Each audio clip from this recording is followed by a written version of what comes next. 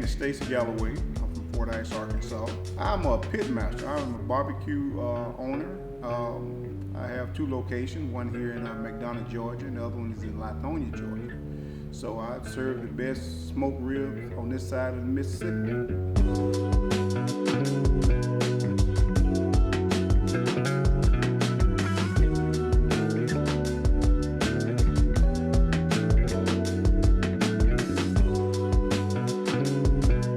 I love the cooking because my grandmother's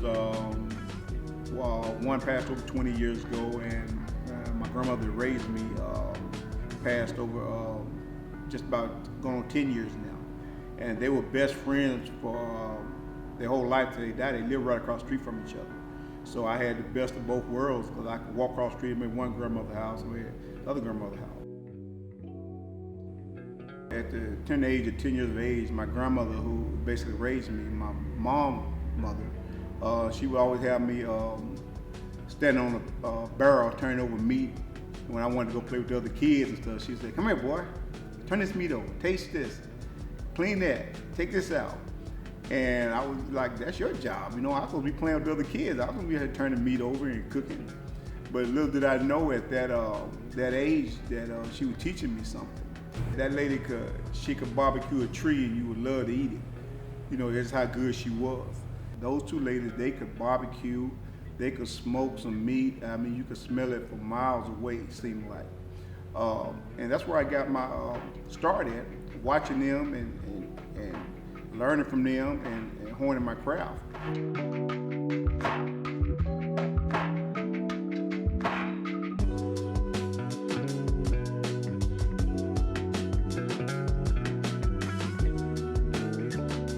They didn't have the high-tech grills and stuff that we have today. They had an old oil barrel someone made into a grill with an iron rack on it, and that was the best grills you would ever eat. You know, so I mean, we got technology and modern how to do things now, and they just took the basic and made it the best of what it was. They were just known as good cooks, and then my grandmother worked at restaurants basically her whole life, and wherever she cooked at, that's where the most people ate at. So she could demand top-notch dollars because if she didn't work there, she would go somewhere else, and they should bring all the crowd with her. So it was just a good thing that they taught me, and so it's a legacy for me, just a personal legacy for me, that I'm carrying on something that they just did because they love to do it. So what are your days and how I'm here Tuesday through Saturday, 11 to sell out, about 3:30. I got to be gone by 4 to 4. So I got to get to my restaurant. you work all day? Work all day. Literally all day. He told, I love him. I told him, I was telling her, I was like, man, he don't got no customer service. Some of these people don't have no customer service. But him, I come to him and the food. Take care, my dear. It's important to put a story in the wall for people come in. Most times you go in the restaurant, you'll see celebrities and autographs and pictures of famous people coming in there. If you look around the restaurant, them the only two pictures you'll see in my restaurant. Those are my celebrities, Maddie Lee Galloway and Ruby Hammock Matlock. Those are my heroes. Those are my girls. So those are the only two pictures that will ever be up in here, and that's my legacy. That's who taught me everything. That's who showed me the love. That's who appreciated me who I am. And for me being their first grandchild, the oldest grandchild, so I know I was special to them as much as they will always be special to me. So I know they're looking down from heaven saying, "You did it. You arrived." That's all we need. Yes. All right, $200. I know your car. I know they good today. Curbside service. See how you dog me out curbside service. We gonna put some brisket back on that thing. I had some all last week, man. Oh, I had cooked one last night. yeah. But I left over at the restaurant because they buy that brisket all day over there. So I just left over there with my daughter. Bring me back. The brisket, he got the best brisket in the city, hands down, period. You gotta come get it, you gotta come check it out. It's phenomenal. I like mine with the slaw on it. It's amazing. When I was in the military, I used to cook out for people, and anytime we wanted to have a cookout, they would ask me to cook. Word got around that I could barbecue a little and stuff like that. And I would do it on the holidays, the 4th and stuff like that. Different people started eating it. One person in particular, Kevin James, we done a Father's Day cookout at Mr. Jeff Beach House one Father's Day. And he ate it for the first time. He said, man, we could sell this. And I said, we? Because I knew the process of what it took to do ribs. He said, yeah, man. He said, you can sell this. And I got to thinking, I said, well, if I'm going to do this, I better do it now because I'm getting on up in age. So I don't want to start something and I can't do it. And we went around from place to place on the streets, and from Conyers, the Lithonia area, and getting shut down, until we finally found a spot where we started selling that. And once we started selling, we sold out everywhere we went. But we wasn't prepared for the onslaught that was coming. And once we got to a location where we at, me and my wife, we started selling there, and it went from there. It just took off. You ain't gonna let my man get set up yet? Y'all just gonna come get the food already, man. huh? Before he sell out, he gonna sell out on me, man. If I come back too late, it's gone, huh? Yeah, we hungry. Yeah. What you want, man? I'm gonna get a You want this? I knew you was gonna be on turkey leg. Nah, I won't have chicken. Okay. He don't even got turkey leg. I want turkey leg. I got turkey wings too. I was coming down the street trying to meet somebody right quick, and then when I was passing through, I saw a line. So I figured, hell, I'm gonna come back through and see what's so good because the line's so long. So this is my first time, but it looked good because the line is long. That's the most important, them good old ribs. What you get? Ribs? You get the ribs? Ribs and lobster mac and the baked beans. I ain't got a chew in it, that's it. Come on, man. Hey, you know I ain't gonna lie to you. Look at that. That's it. Bro, boys, you better tell him.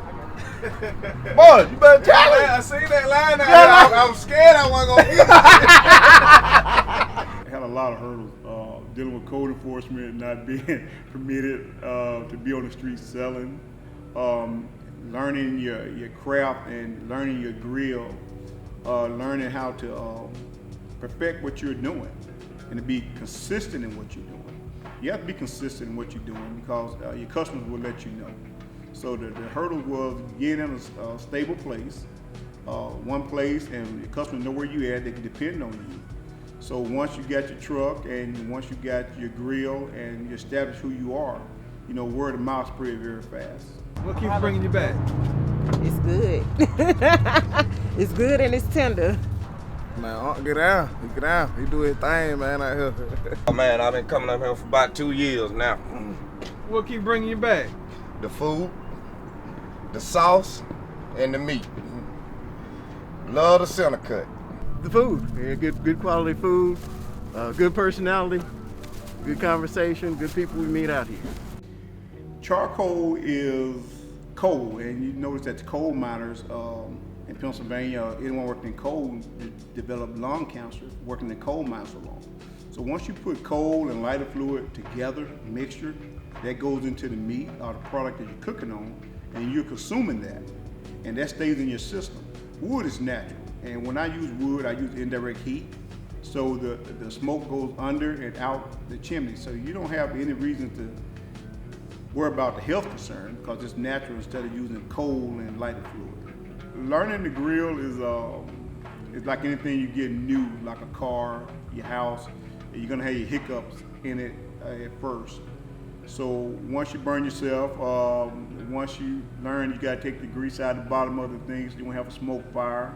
Learning how long the wood's gonna last in there, how to open the chute and let less air in, more air in, and just the basic fundamentals of cooking with a smoker. If you've been cooking for a while, you understand how to smoke it. So it's not too many grills you can give me. I don't understand how to work it.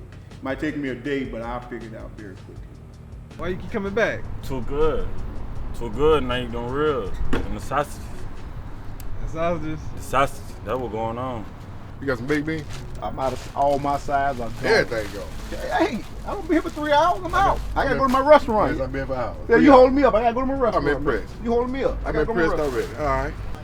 It's smoker. They know what he doing. It's the best around. The family business is my wife, which she does the sides. I have my daughter, Stacy, she runs the front, and my other daughter, Shania, she runs the front also. So they do the front, and I do mostly all the meats.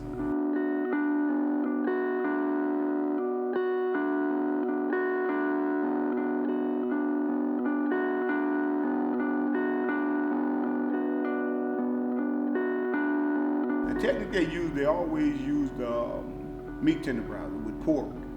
Meat tenderizer, rub, some seasoning salt, and that was their basic rub for rib. And later on in life, when I started really doing it and perfecting the craft of it, I started using different seasoning, rubs, combinations to get a better taste to it. My philosophy is when you bite my rib, I want to have you taste 3 or 4 different flavors when you bite, not just a basic flavor when it comes to ribs. So I want you to taste 4 or 5 different flavors when you taste mine. I call him the Swine King, the pork master himself. That's what brings me up here. Oh my God. You can't see me smiling, but I'm smiling so hard right now behind this mask.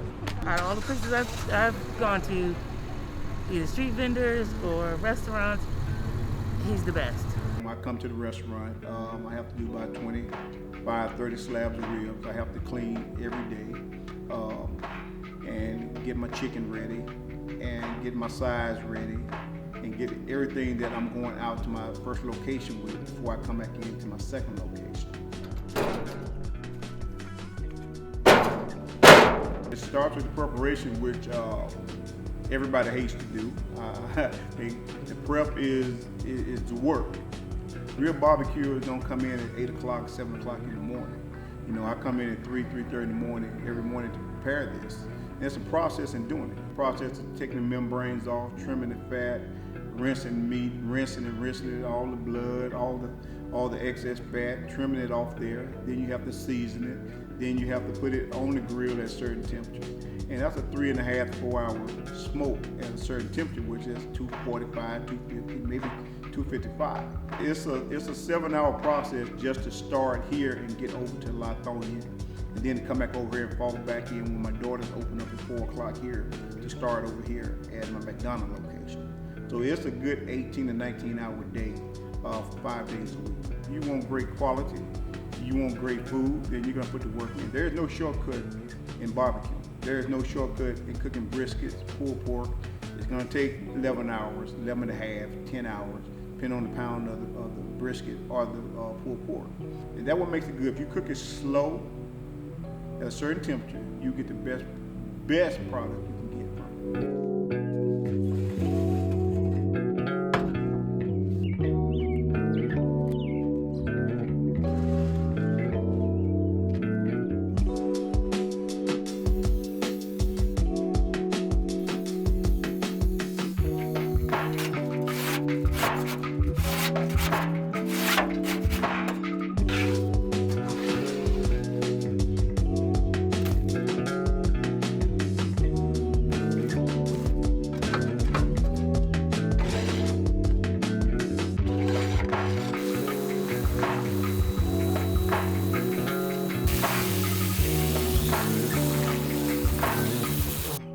Racks are clean, the grill is clean. Put up the equipment. We'll start a small fire. We can dry everything off on the grill so it's ready to go. And then we get ready to head downtown to Atlanta to pick up product for the week.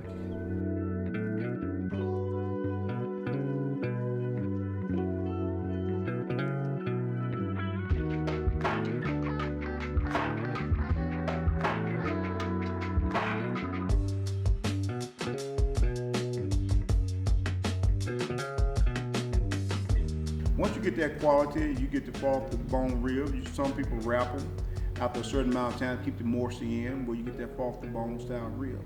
You know, me personally, I do wrap after a certain amount of time, but I want to, when you pick up my rib that it fall off the bone, a little tug, the meat's coming off the bone. So you gotta love what you do, because you can't rush perfection.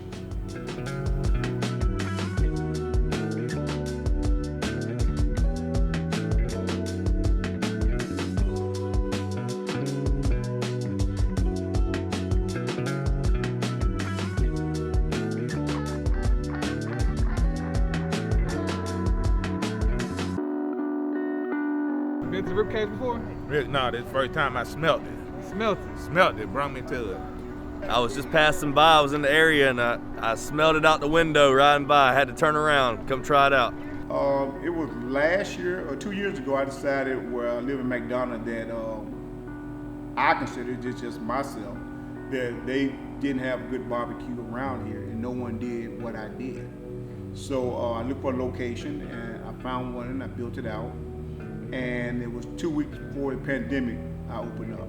So it was a very trying time for all restaurant owners. It was a shocker that this happened because they shut us down for a while. You know, it was rough. Just try to hang in here. You know, thankful for Lithonia. They helped me. They kept me going. So I owe a whole lot of gratitude for the city of Lithonia. We've been trying for to give people a chance, man. It just ain't been working out. I know it, man. I want you to keep going to them because you come here, you're addicted. It's just like a crack house. How long you been coming here? Maybe a little over a year. Oh, okay, good. Hey. You all right? So, what keeps bringing you back? The good food, of course, and the hospitality. But my grandmother Ruby, which always called Aunt Ruby, who raised me, she would always tell me, treat everyone with respect. Thank you for this, thank you for that. I appreciate that, appreciate this. So she taught me the customer service part about dealing with customers. You gonna take it on home, here, huh? Take it on home. Word of mouth is the best tool. It can be the worst tool also. Once someone eats your product, if it's good, they're gonna tell somebody. And then they'll try, then they're gonna tell somebody. So you have to make sure you're on point at all times with your product. When I said earlier, you can't take shortcuts. You have to be consistent. And once you're consistent, someone eats. I have customers that come 3-4 times a week. And word of mouth, and then when a new person comes, they tell me, say, so-and-so sent me, so-and-so said you had good ribs, so-and-so said you had this, so-and-so said you had this. And so you know that you got good product or people are coming out. You're not gonna please everybody. Everybody is not gonna like what you do. So that was something that you have to learn in this business. So you're not gonna please everybody. But if you can please 99% of the people that you're serving and word of mouth is good, then you're okay. Last side of the day. Yeah, it happened like in the first 2 hours, we were about sold out. So as Lithonia always do, they showed up and showed out. So, but I'm good, you know, I speak none less for the city of Lithonia. So I have a range of people coming from an hour and a half to both locations. You know, I have people traveling up I-75 going back to Florida, Tennessee, hit a Yelp, look for barbecue, and they would come in and say, well, Pastor saw my reviews and said, okay, we're gonna try it out. You got some great reviews. And they weren't disappointed, and once they ate, they left good reviews also.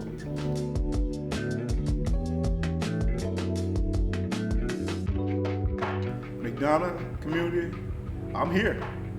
I have arrived, I'm here. So I know there's other places you can't go to eat, but I guarantee you, once you come to the Rib Kage, you won't go anywhere else. And I come here at 3 o'clock and I make sure your product is right. So I'm here.